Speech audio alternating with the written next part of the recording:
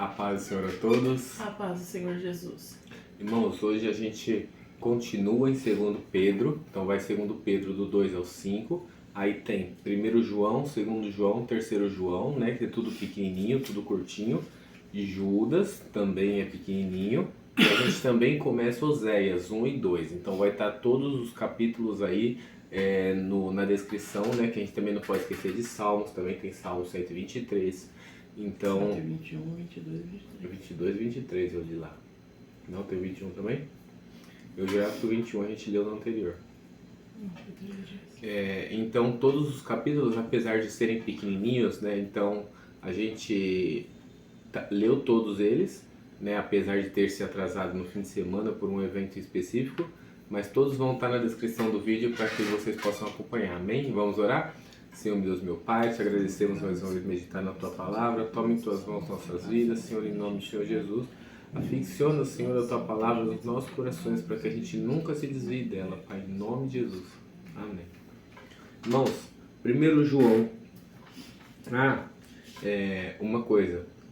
O que eu percebi aqui, me diga se você também, que a maior parte dos prefácios e dos textos, tanto de 2 Pedro, quanto as cartas de João, quanto Judas, a maior parte deles tem uma grande referência a Jesus e ao amor ao próximo. Você percebeu isso? Sim. Todos relatam bastante esse ponto, né? Então, por isso que um dos motivos também de eu ter pensado em fazer um só, juntar tudo, porque, né, é uma grande... Basicamente a mesma coisa, amar o seu próximo. É uma grande comunhão de contextos dentro do mesmo assunto, né? O texto do capítulo 1, João 1, capítulo 1 diz assim: o que era desde o princípio e o que ouvimos, o que vimos com os nossos próprios olhos e que contemplamos e as nossas mãos apalparam a respeito do verbo da vida. E a vida se manifestou e nós a vimos e dela damos testemunho. E anunciamos a vocês a vida eterna, que estava com o Pai, e nos foi manifestada. E o que vimos e ouvimos anunciamos também a vocês, para que também vocês tenham comunhão conosco. Ora, a nossa comunhão é com o Pai e com o seu Filho Jesus Cristo. E escrevemos estas coisas para que a nossa alegria seja completa. Bom, esse texto aqui já começa falando do verbo. Quase, apesar de não ser o mesmo João, é quase o que está escrito nos evangelhos, né? No princípio era o verbo e o verbo estava com Deus. É o mesmo texto. Por quê? Ele relaciona Jesus com o verbo da vida. E por que o verbo? Porque ele era antes, era e continua sendo depois, né? Então, ontem, hoje e amanhã. E é como a gente pronuncia o verbo, né? Outra coisa que ele fala aqui, que ele relaciona o verbo da vida com a própria vida. Então, quando ele fala que o verbo da vida é a vida, ele está falando também que a vida veio dele, que a vida partiu dele, né? E isso também é muito interessante, porque ele fala também da comunhão. E a comunhão, a vocês, para que também vocês tenham comunhão conosco. O que acontece aqui nessa comunhão conosco? Esse pequeno trecho que abrange tudo, ele vai dizer o quê? Comunhão conosco se você não faz parte da vida, se você não tem parte com o verbo da vida, se você não tem parte com Jesus, também não dá para ter comunhão comigo, né? Esses dias eu estava falando exatamente sobre isso. A gente estava conversando com um colega que não fez, que eu não aceitei fazer parceria no curso, né, que eu tinha produzido. E ele falou exatamente isso para mim. Ele falou: não, mas eu também sou cristão. Não, mas eu também leio a palavra. Eu também, só que ele é católico. E eu falei: não, mas não é a mesma coisa, você não está entendendo. E aí a gente ficou, né, nessa conversa de vai e não volta, vai e não volta, exatamente por conta disso. Porque aquele que recebe Jesus, ele não serve a outro Senhor. Ele não serve a outro Deus. Ele não ora para mais ninguém. É só para Jesus, né? Eu até na hora ali eu falei, poxa, repite uma frase de Jesus quando Jesus diz assim: eles têm olhos, mas não veem, têm ouvidos, mas não ouvem. E aí, eu falando assim, falei, poxa, O cara tá lá esperando para você falar com ele, e em vez de falar diretamente com ele, você vai falar com gesso, com um pedaço de gesso, um pedaço de barro, moldado. Tudo que Deus condenou, vocês fazem, né? E isso tá errado. Porque Ele é a própria vida, Ele é a própria luz. Ele deu a vida e um dos textos aqui, se eu não me engano, de João mesmo, das cartas de João, vai dizer que ninguém consegue estar no Pai se não for através dele. Então não adianta dizer eu conheço a Deus se não quiser conhecer o Filho. Só estar com Deus se estiver com o Filho. E isso é muito profundo, porque o próprio Jesus disse, ninguém veio ao Pai a não ser por mim. Né? Então, como é que eu posso explicar? A minha própria Bíblia aqui nos contextos tem assim nos comentários, retoma o grande tema do seu evangelho, ou que seja, as cartas de João retornam ao tema do evangelho de forma total, porque eles abrangem Jesus, né? Então Jesus ele é um tema muito simples, porém muito complexo, né? Aparecia naquele período ali de Herodes, mas já estava antes de Gênesis, né? Iniciou em Gênesis, mas vai continuar após o Apocalipse.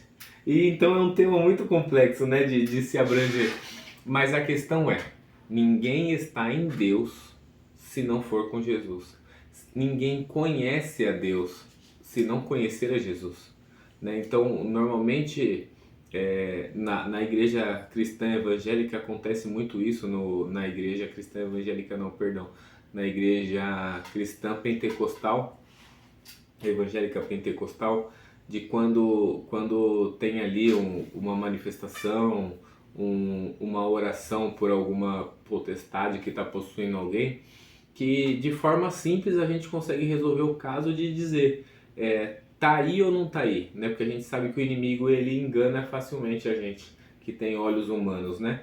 Então para descobrir se ele tá lá ou ele não tá lá, é simples, é só pedir para a pessoa falar assim, Jesus, me livra desse cativeiro, Jesus, eu te aceito. Se ele estiver lá, a pessoa não consegue, a pessoa trava.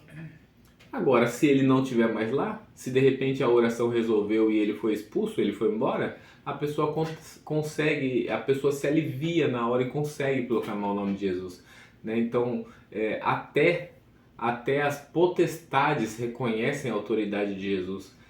O Evangelho tem uma passagem muito linda que é do Gadareno, quando eles atravessam para o outro lado do rio e ele vem um homem que morava em cemitérios, habitava em cemitérios, tinha uma legião de potestades na vida dele ali, e ele vem na direção de Jesus. Ninguém chamou ele, Jesus talvez nem quisesse falar com ele, né? Mas eles, por reconhecer a autoridade de Jesus, eles conduzem aquele homem até os pés de Jesus e dizem, Filho de Deus, quer o que comigo agora?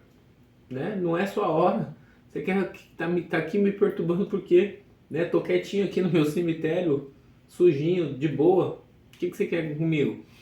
E aí Jesus, né, para livrar aquele homem que estava sofrendo, expulsa aqueles demônios e permite que eles habitem nos porcos, né? E isso também é algo muito extraordinário, porque quando ele pergunta quem é que está aí, ele diz, sou legião, porque sou muitos. Né? Naquela época fazia muito sentido para qualquer um que ouvisse essa palavra, porque as tropas romanas que habitavam em Jerusalém, elas eram divididas por legiões, né? Era como se chamava, né? Então, quem conhecia uma legião sabia que eram muitas tropas, muitos soldados. Então, né, por isso faz sentido, o sentido da palavra. E ali havia tantos, mais tantos, que eles não conseguiram nem reprovar a autoridade de Jesus. Né? Eles podiam, na quantidade, falar, somos mais que você, vai tentar a sorte? Mas não tem como, porque eles reconheciam a autoridade de Jesus. Né? Então, voltando para os nossos capítulos, nós não conseguimos dizer que conhecemos a Deus se não reconhecemos a autoridade de Jesus na nossa vida. Quer acrescentar alguma coisa? Acho que sim.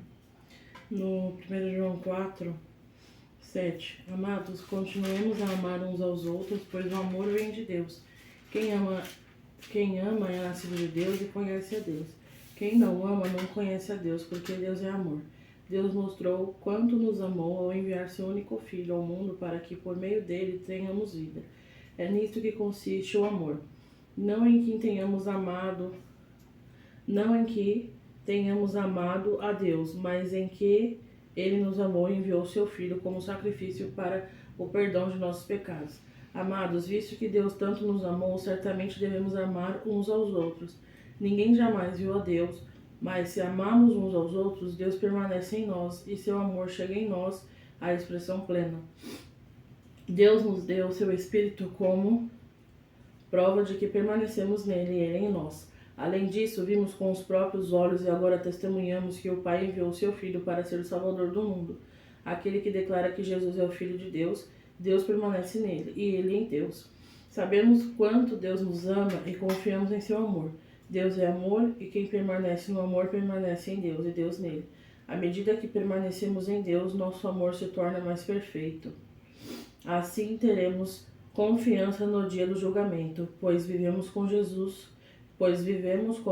viveu neste mundo.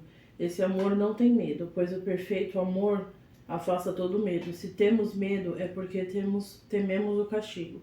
E isso mostra que ainda não experimentamos plenamente o amor.